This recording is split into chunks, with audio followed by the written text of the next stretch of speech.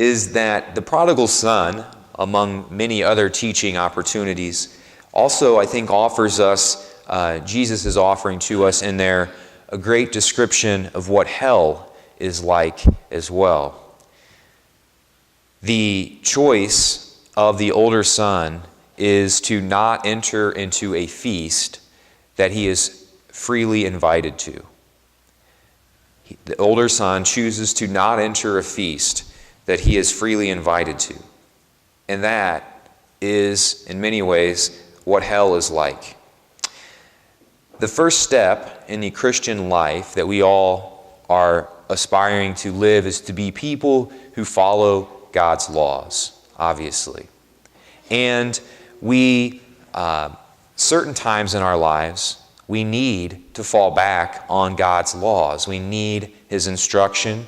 We need, especially when we're younger, but then of course in our older days as well, especially in those moments where we, our spirituality or our closeness to God may seem distant in our lives or seem like He has withdrawn Himself from us. In those moments of darkness and spiritual dryness especially too, we need sometimes God's laws to fall back on and to help us, to guide us through those difficult moments.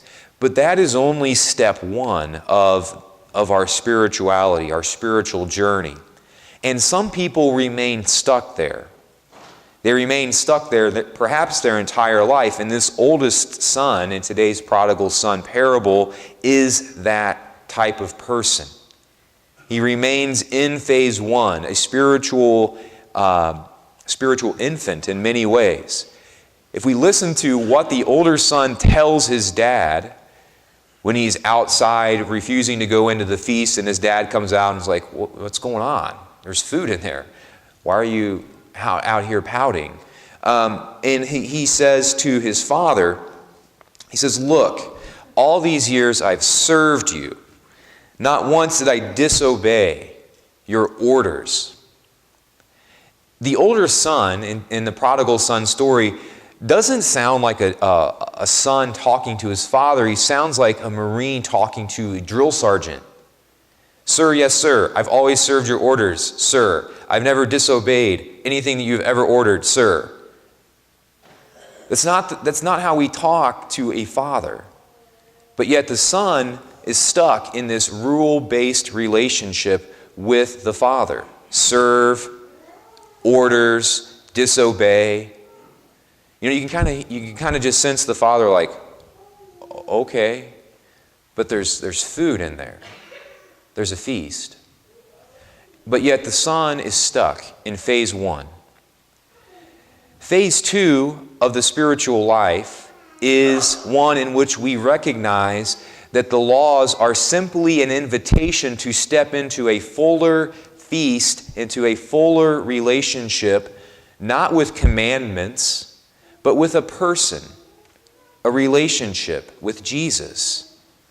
And we hear that, especially like I've been looking over a lot of stuff that Pope Benedict wrote, and this is a very common theme for him. He's always saying, at the heart of Christianity is not commandments or rules, but a person, Jesus Christ, who desires and wants to be in a relationship with us. And when we move into that, when we enter into phase two, phase one is like riding a bike. We can do it blindfolded.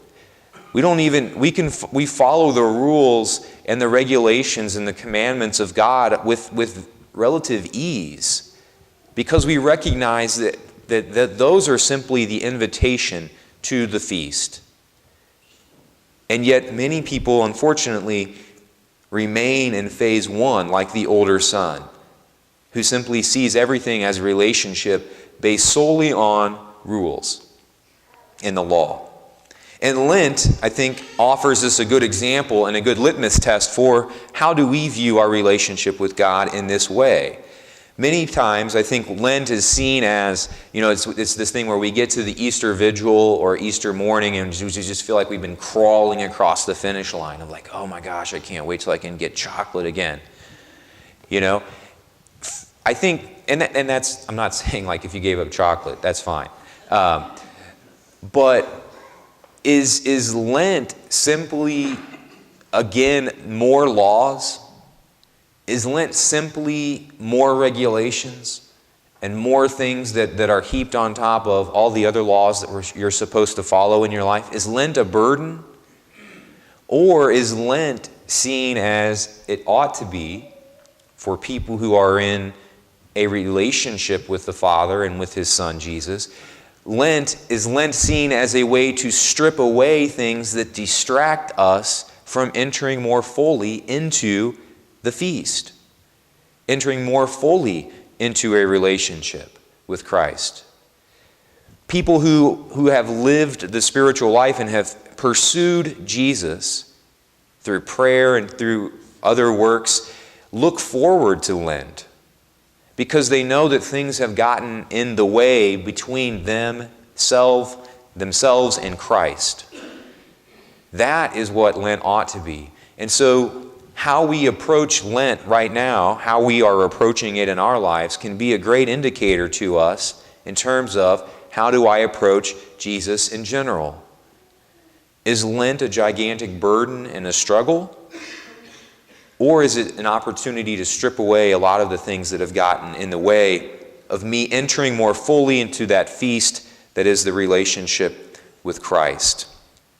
The rules that God gives us are simply an opportunity and a way God is saying, look, do you want to be happy? Here, start doing these things. The rules keep us out of the hog trough of the younger son.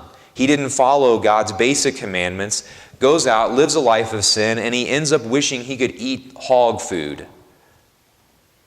The rules keep us free from those sorts of things. They keep us out of the hog trough. But phase 2, entering into that relationship with Christ, is an entrance into the feast. That's what it's really all about.